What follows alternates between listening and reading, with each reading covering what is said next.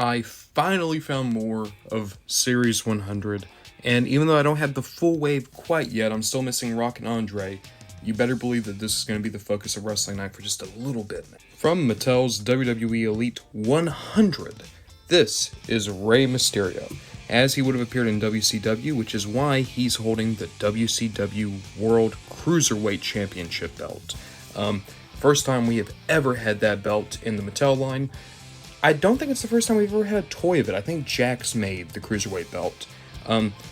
But just awesome. It's weird that I'm more excited about getting that belt than I am about getting another Rey, but this is a cool Rey. Let's check this out, but first, let's look at the rest of this box.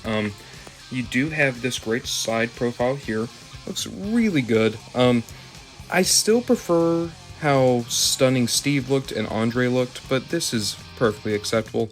Unfortunately, you can see there was a shipping label put on this particular box. I've peeled most of it off, but it's still kind of there, unfortunately.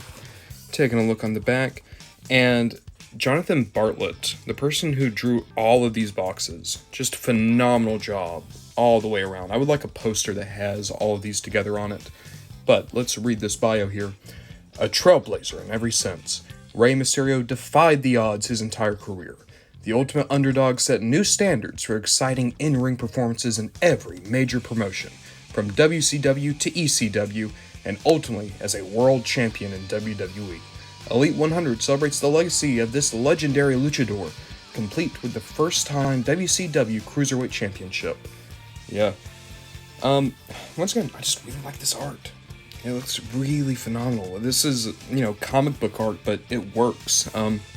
And as you can see, the other figures in this wave are Andre, who has a variant as well, we've already reviewed him, Rey, Rock, who I've not been able to find, same with standard Andre, Becky Lynch, who I found alongside Rey, that'll probably be our next review, John will probably be right after Becky, because I found them as well, and Stunning Steve was the first one we did, and the first one we found, and it's still my favorite out of these 100 so far.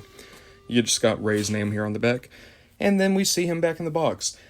So this box design is unique to Series 100. It will never be coming back, but I don't think that's a problem. I think that this is totally a time where you should be able to just celebrate your achievement without having to, completely marry this box design going forward. It should be special. Also, I do love the background design. I love how it just matches Rey's costume so well. Each wrestler got their own background for this.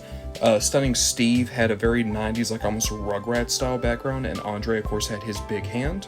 So I think they went a really, solid job with Rey, going more for that 90s flair, but definitely more in the kind of color layouts that his gear typically possess. Getting Rey out of the box, and I gotta be honest, just first impressions here, right? This is a fun Rey Mysterio. It's a really cool attire that we've not seen before, but coming off of Stunning Steve and Andre, this feels like the budget figure of the wave in more ways than one. And, on one hand, I get it, because it's a lot more rare for us to get a Steve or an Andre. It's a lot more rare for us to get a Rock or even a Becky. John Cena and Rey, we get new figures of them basically every couple weeks. But at the same time, this is Series 100. And even if you get these guys all the time, which we do get them all the time, I feel like you could have done something to just spice this Rey up a little bit more, be it new head sculpts or anything.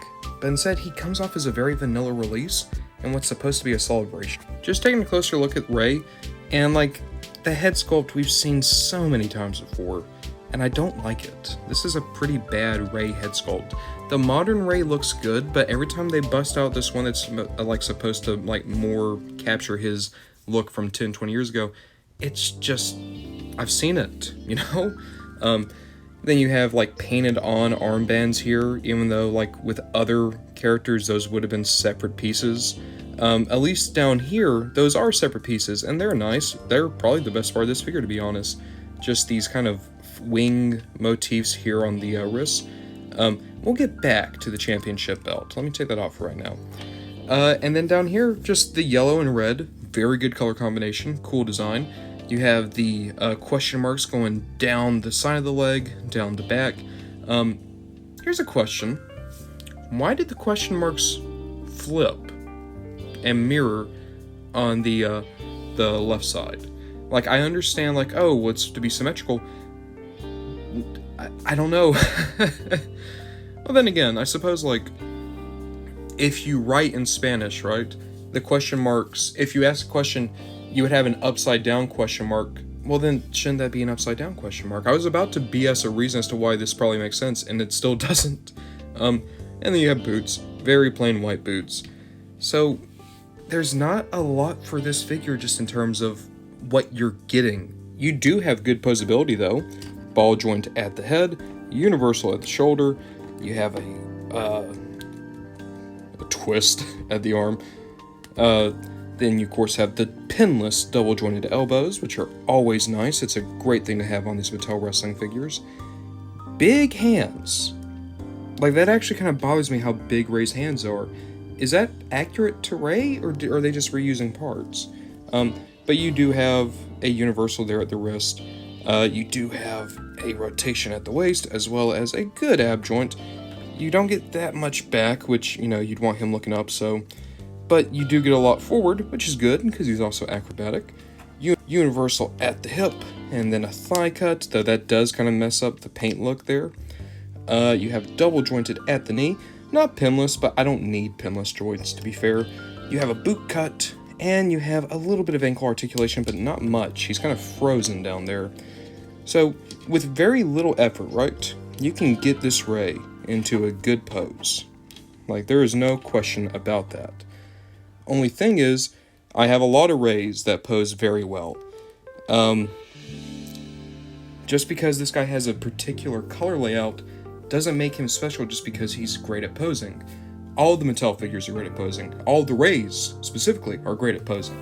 So you kind of see where I'm coming from here. Rey does come with some hand options. You have 2 gripping hands and 2 closed fists, but that's it.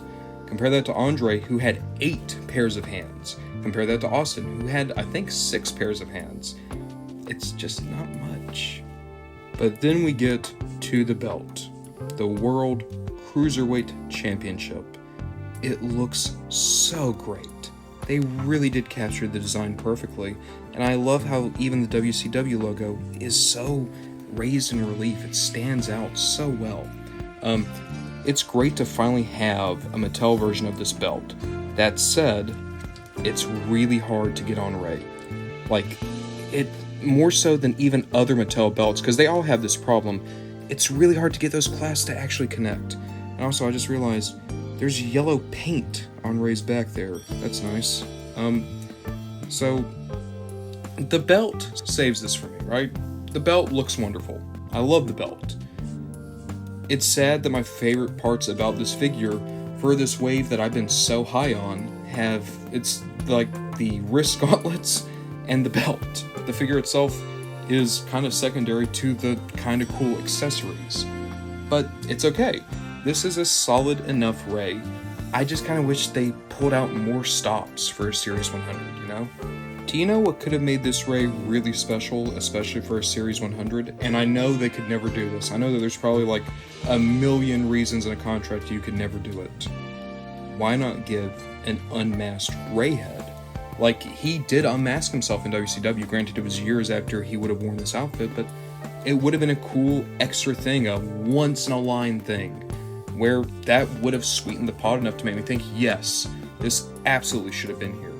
But quite frankly, for the figure we got, even though this is really fun and really cool, I don't think he's worth $23. There's just too many other Reys that are too much like him and honestly have cooler looks. Rey deserved to be in Series 100, but he did not deserve to be the budget figure just so that we could get more cool stuff with Andre and Steve, if that makes any sense. But overall, still a very solid figure, still a really solid Rey Mysterio, and I would say he's a good figure to get, even if he is a little less just palpably exciting as other figures in Series 100 could be.